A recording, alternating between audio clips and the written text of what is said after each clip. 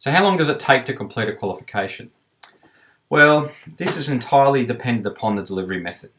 So depending on how you're undertaking your qualification, it may take a few months to a few years to complete. If you're undertaking your assessment through purely RPL and the majority of your qualification or all of your qualification is undertaken or being assessed through an RPL process, you may be able to complete the entire qualification in 6 weeks. This will entirely depend on how quickly you're able to gather the required evidence and the timing around the particular interview.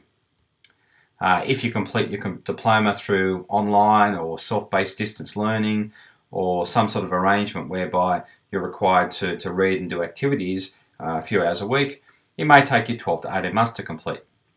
Likewise, if you're undertaking a face-to-face type delivery method whereby you attend a class for 2 or 3 hours per week over a number of weeks per year, it may take you a similar time frame.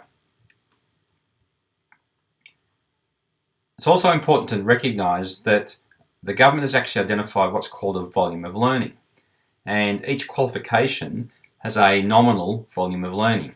And what this basically specifies is for somebody who's probably a school leaver, really limited background and knowledge in the particular field, it'll specify, for example, that they may need to complete on average 800 hours of study and assessment to complete a qualification. The number varies between qualifications. It depends on the size, the number of units, and also the level of qualification.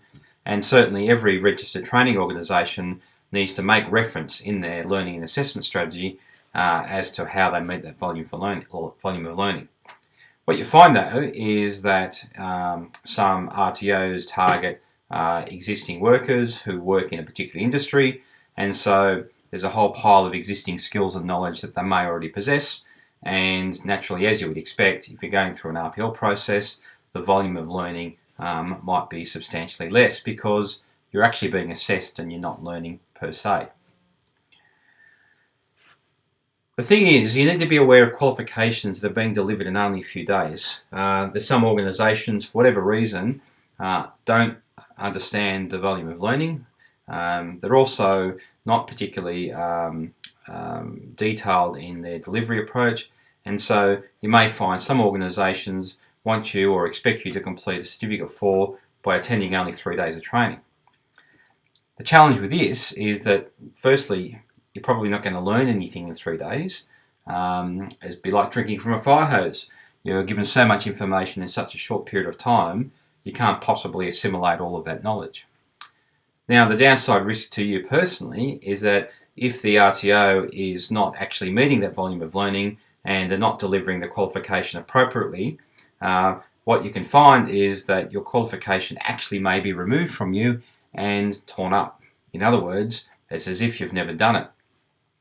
Whilst you might get your money back, it's an incredible waste of time. So the tip here is to make sure that what you're doing is actually finding a reputable training organisation and that takes the appropriate amount of time for you to complete the actual qualification.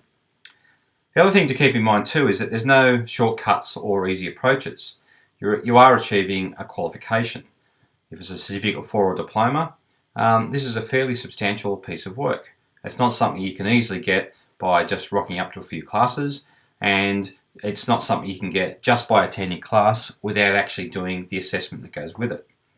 So if you think about it, if you finish school and go off to university full-time, you complete a university degree full-time in, say, 3 years.